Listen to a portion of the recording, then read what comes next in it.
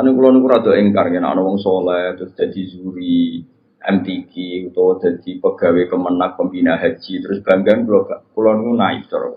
Syukur oleh lah syukur tapi ra usah bangga. Piye posisine ku mendapat ketika orang lain memberi. Lho akeh kan santri pedotan urip ning desa sing abangan. Di tanah sithik diwakafno nggo madrasah. Di penghasilan sapine anak didol nggo gaji guru. Padahal mondoke ra khatam Quran. Tapi dia ngurip-ngurip agama. Tapi nak kowe khatam lanya juara. Dikai umroh, dikai duit. Lho cara Allah ya keren sing ngekeki timbang sing di. Tapi kowe aja terus gedeng sing juara, kowe hasud kan kriminal. Tapi nak sing juara kok kumo luhur, merasa Qur'annya terbaik tak lorot ya. Banyak orang yang memberi untuk Quran bukan mendapat. Akeh wong adol Tegal demi haji, kowe haji kajekno negara ndak biangga, kowe orang pilihan mergo dikajekno negara. Orang lain kaji adol Tegal tukaran mbek anak bojone. Sing anak Pak kok Tegal lah kok betul terus piye? Sing tak waris sapa mbok kaji? Wes ra waris-warisan. Tak rumat mulai cilik kok tuwek di arep-arep warisan. Pokoke tak dol kok kaji. Lho kula nate lho nyelesekno sengketa ngoten. Tanggo kula iku di Tegal sitok, pamit kula ape didol nggo kaji. Anake ya sowan kula. Kak, iku nak didol anak-anak ra diwarisan. Bantah-bantahan teng arep kula. Cuma wong aku ra melu di dunya ngeten, Pak. Kula dadi juri bantah-bantahane jenengan mbek anak, tapi kula ora usah melok-melok. Terakhir kalimatnya aku jek eling. Pokoke tak dol. Anak tak rupat mulai cilik tekan tua jajuk warisan. Pokoke tak dol nggo kaji. Didol akhire kaji. Orang kaji seperti ini kan hebat, endawo hebat. Dia yunfik memberi untuk Islam. Dia memberi untuk haji. Sementara ada orang merasa bangga karena dikajikan negara. Dia itu mendapat. Di mana-mana al-yadul ulya khairun minal yadis sufla. Di mana memberi itu jauh lebih baik ketimbang menerima. Tapi soal bangga ya bangga. Gue sing bangga syukur diri aneh. Alhamdulillah untuk kaji gratis, terus profesional. Memang negara butuh. Saya pun pernah ditawarin kaji gratis oleh negara. Saya pun suatu saat ya mau, tapi kalau saya mau memang haji itu butuh mufti, butuh pemandu, butuh tahu sah tidak. Kalau berangkatnya karena itu kan dia tidak terlintas bangga dikajikan negara, bahkan dia membawa mas'uliyah, membawa tanggung jawab. Kalau itu fil jannah. Atau kamu jadi juri MTQ gak apa-apa, tapi niatnya menstandarkan makhraj, menstandarkan tahfidz, menstandarkan cara baca Quran, niatnya ngono. Nah sing niatnya ngono kan gak kober umuk mbek tanggane. Gak kau berbangga, gak kau berpokrol. Wong dekne merasa mas'uliyah banyak tanggung. Tapi problemnya rata-rata kelakuannya ra ngono iku. Seakan-akan keren karena dipilih negara. Itu baru kita harus keras, enggak bisa. Mulane kula setuju model Mbak Arwani ngaramno MTQ. Sebenarnya bukan karena haramnya MTQ itu enggak. Orang tahu semua lah di dunia hukum kalau Mbak Arwani mengharamkan santrinya musabakoh.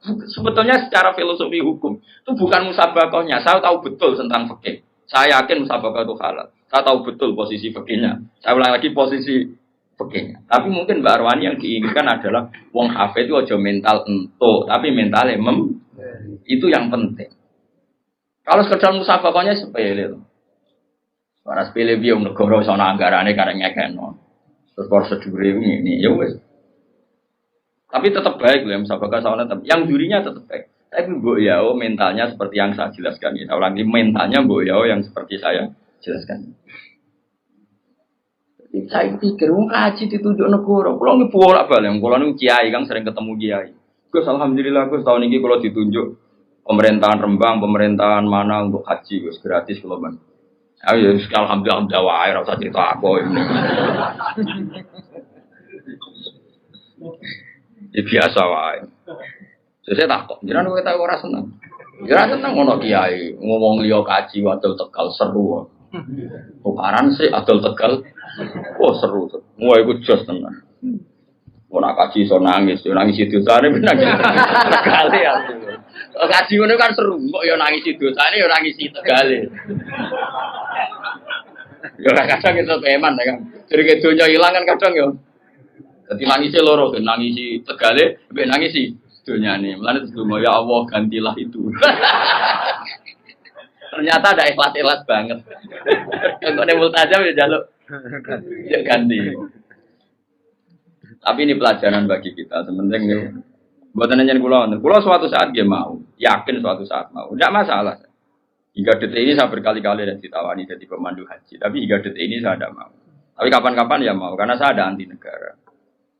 Karena yura, saya juga tidak ekstremis. Tapi kita harus didik umat, boyo dilatih. Apa? Misalnya kita di mubalek, boyo mikir. Disangoni 2 juta, 1 juta. Padahal uang 2 juta ini, panitia masjid door to door. Ono rondo tuwek meh mati. Ono pengajian urun 10.000. Ono wong sing kepen blonjo sesuk 20.000 gara-gara ono panitia masjid disumbangno 20.000. Ini kan uang heroik semua, uang dramatis. Lha sing awam ae iso urun demi pengajian, kowe entak entuk orang rasa do. Enggak apa-apa tetep entuk, piye-piye ke mubalek wong alim enggak apa-apa, mendapat penghormatan enggak apa-apa. Tapi sadarlah itu dari umat yang kadang lebih miskin ketimbang Anda. Sehingga ketika pidato, oke enggak apa-apa, uang itu diterima halal. Jika ketika pidato itu punya target benar-benar lihidayatin nas untuk menunjukkan manusia umat sudah memberi saya, maka saya beri mereka surga dengan cara tak tunjukkan jalan yang benar. Orang kok pidatonya mau guyon tok, nggak ada target, sementing lucu menarik, ini apa-apaan. Memangnya rano hisab, memangnya pangeran udah mubalek. Sembrono. Ini penting, ini urusan ilmu, kan urusan etika di depan Allah Subhanahu. Loh, saya sampai sekarang tuh bener sombong. Bojo kula tak kok ilek-elekan bojo kula biasa gak ono kopi santri, nak rebunan nggih gawe piyambak. Sampai sekarang.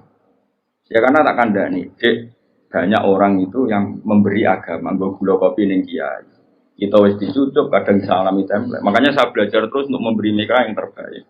Bojoku urun fisik gak ono kopi madem. Ya biasa sampai sekarang ya biasa Hasan itu tugas gula tugas ya biasa. Anak kula ya biasa tuku. Karena tadi kita ini jangan biasa hanya mendapat sesuai opok kupengem, hatimu kacau. Nah biasa mendapat sesuai hati ini elek, terus kepinginnya menuntut malah panjang. Makanya masyhur Rasulullah, sama delok teng adabul akhlakun nubuwah wa adabul maisha. Itu sering saya baca sama anak-anak santri yang ngaji sorokan sama saya. Akhlakun nubuwah wa adabul maisha. Itu di situ dijelaskan oleh Imam Ghazali. Dan disahkan, ya, hadis riwayat itu disahkan oleh sarahnya Said Zabidi. Itu Nabi suatu saat masakan kambing. Ya orang Arab kalau mayoran kan kambing. Orang pitik kan. Pitik orang warak kan, pitik sitok orang Arab papat ya. Terus ada sahabat 4 atau berapa gitu. Kata satu sahabat, Ali yadabkuha wasalkuha. Saya yang menyembelih dan kemudian nanti sak bedet ini. Terus ada sahabat satu, ini cerita di padang pasir. Wa alayya tabkuha, kata sahabat satu, saya yang tanggung jawab nanti proses masaknya. Nah, sementara Nabi saat ada sahabat bagi-bagi tugas tadi dan ikrar tanggung jawab, saya ulang lagi ikrar tanggung jawab. Nabi spontan ngene, wa alayya jamul hatab, dan saya akan yang cari kayu bakarnya kata. Terus kata sahabat-sahabat tentu, ya Rasulullah nakfi kal amal. Engkau enggak kena tugas karena kita sudah mencukupi semua yang dibutuhkan dalam proses tadi apa? Menyembelih kambing tadi sampai masak ya. Terus kata kaji Nabi enggak dan Inna wa ta'ala yakrahu min abdi ayyatamayyaza min khairi. Enggak, saya tetap urun kerja. Allah itu tidak suka kalau ada satu kelompok kemudian ada satu yang paling kelihatan spesial. Maksudnya enggak urun sama sekali. Butuhkan adab yang luar biasa. Makanya kita guling-gilingan. Ini Rasulullah, orang terima kiai, orang terima ketua MUI, ketuaan enak bisa alam dunia. Makanya saya sering bilang, ya kaya kula mriki nggih ngebes tak niati ngitmai kowe. Mulane tak koyo pangeran, ha ambek rugen sing sopan. Ya sopan kula to Gusti, kula sing sowan ning Yogya. Ya ambek tengok-tengok nampa mateng. Ya sopan kula to Gusti. Lah terus, nah tapi ki sing ngomong kono sing meneng ae. Lah anak purun gentenan. Tadi misalnya kalau tanah no pangeran, tapi kalau sih ngomong menengah, dan apurun, gentenan. Apen blober kabeh. Blober kabeh langsung mui fatwa menyesatkan.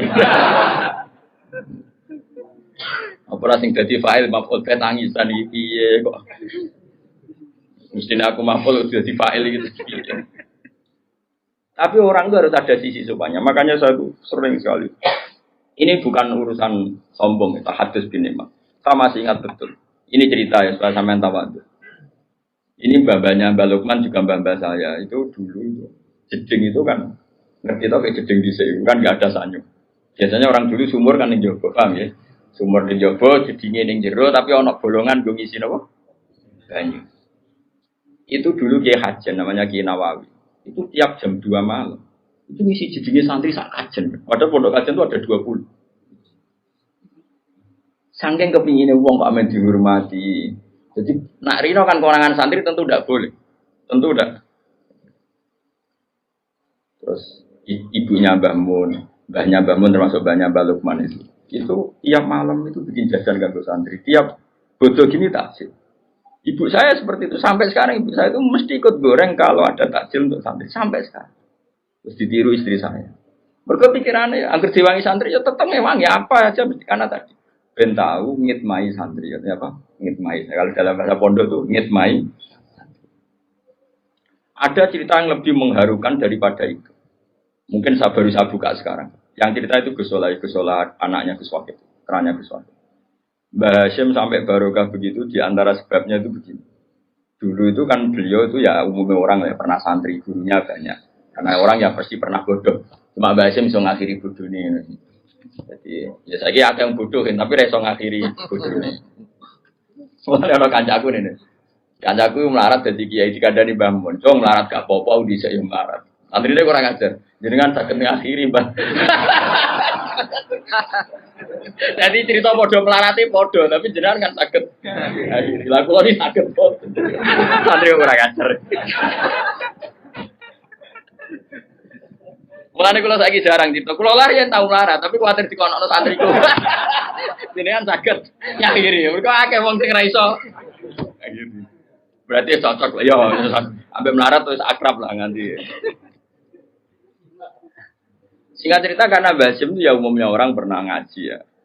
Singkat cerita terus Mbah Hashim ngaji sama beberapa guru. Cara saya ya guru ibtidah, guru sanawi lah. Sanawi riyen maksudnya bukan sanawi kurikulum ya sanawi. Ada istilahnya podo ya.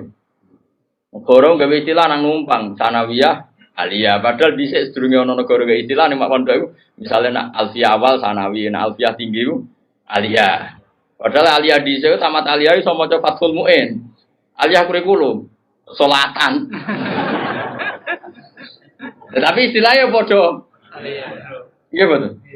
Tamat aliyah sarang iso maca Muin ya. Aliyah Lirboyo sing aliyah dinia. Sing aliyah kurikulum yo ya mbah ya. Singkat cerita itu setelah Mbah Hashim dari Mekah alim, sing dulu gurunya karena Mbah Hashim sudah jadi Syekhul Masayah, yang dulu gurunya udah modok menan yang Mbah Hashim.